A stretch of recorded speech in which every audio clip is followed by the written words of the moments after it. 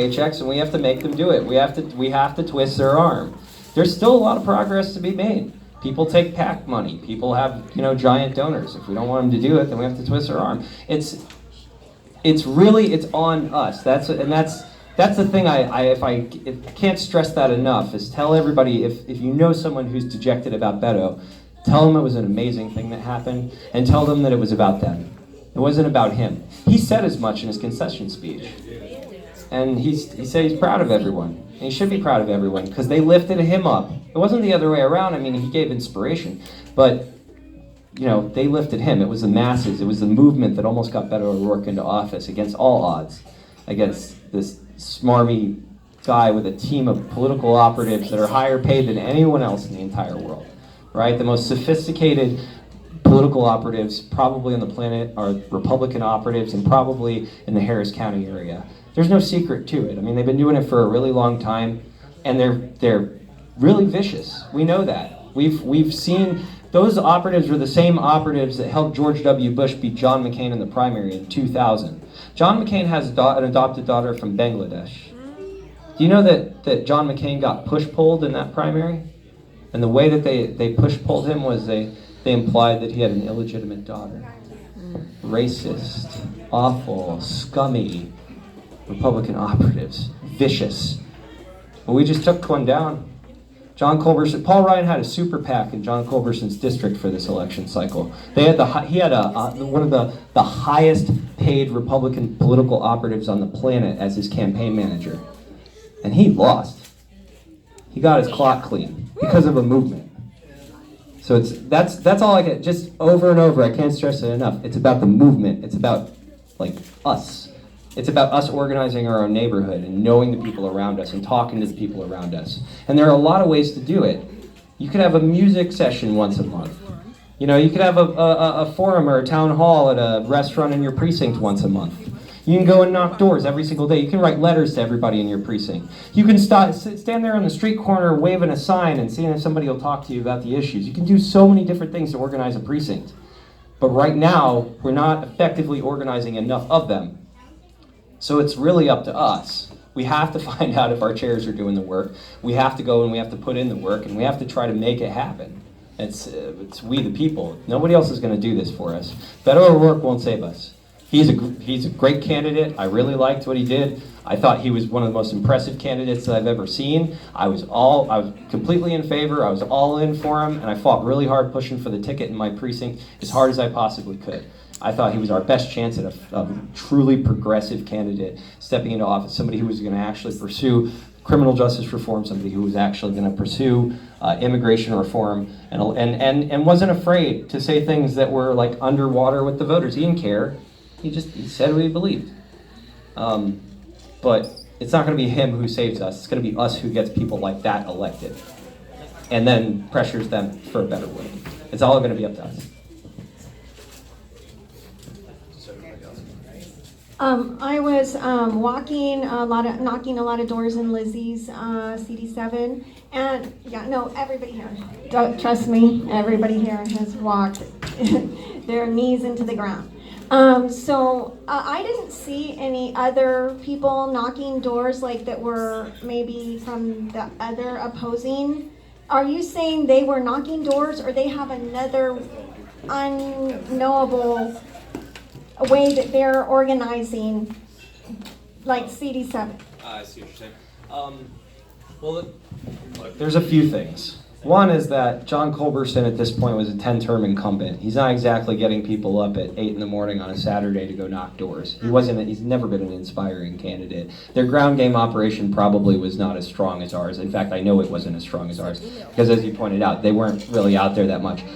In Sharpstown, sometimes I actually would see there was this one lady, it was funny, I knocked on the door, and I was like, are you, whatever, I don't know, Sandra or whatever.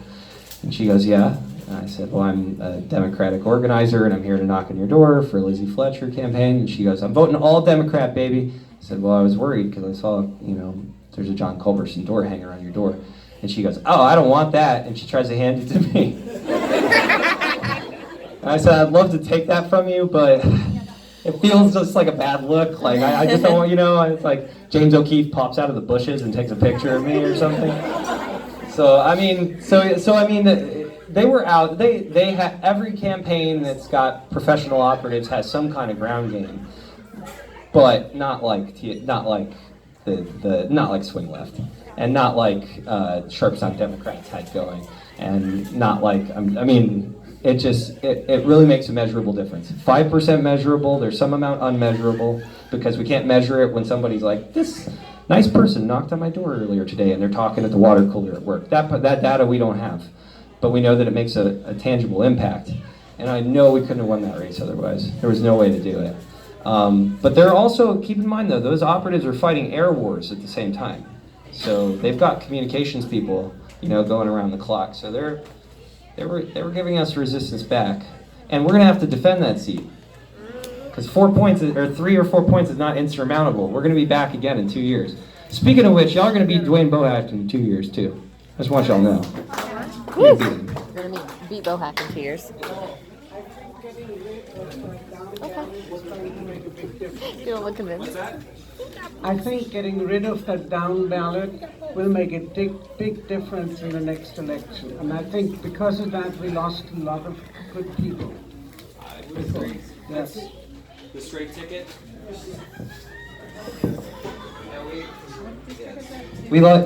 That's interesting because it probably helps in some cases, hurts in others, kind of depends on the county, depends but we'll see. We'll see where it goes.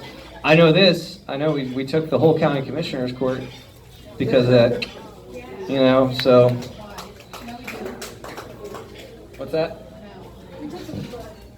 Well, yeah, we lost precinct 4. Oh, yeah, I guess I'm saying we took the majority in the commissioner's court.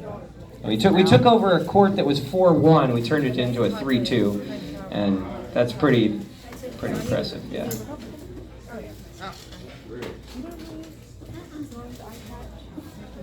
Any more questions for Daniel?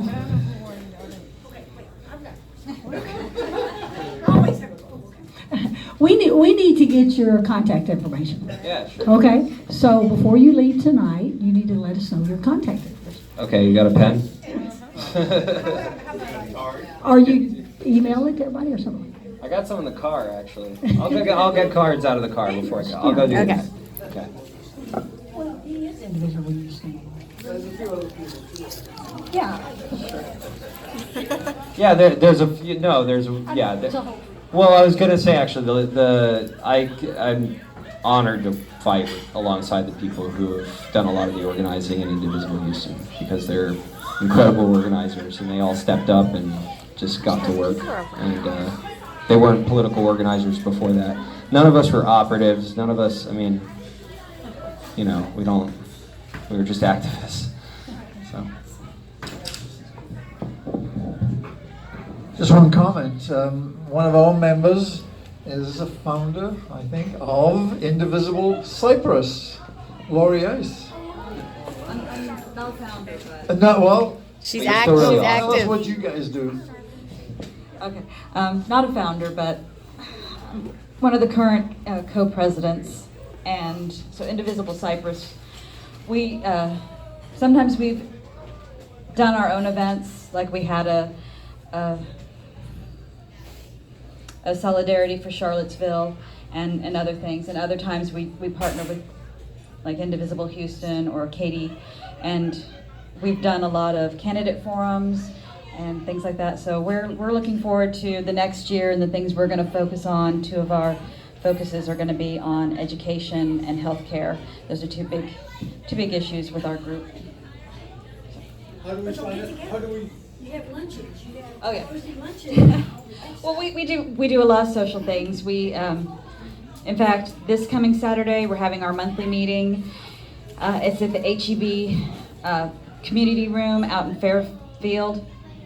On Thursdays, it's a rotating lunch that we do, so that's a nice little social thing where you can kind of come together, talk about your life, get whatever happened recently off your chest, and and eat and enjoy everybody's company.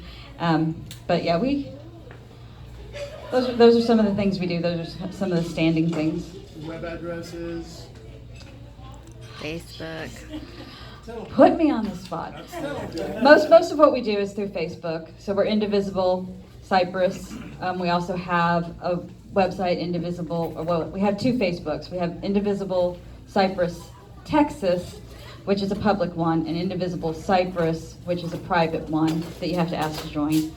We have our website, Indivisible Cyprus.org. Yeah. Do you want to take this from me? Because you put me on the spot. Anyway, so I've got cards if anybody wants, a cheat sheet.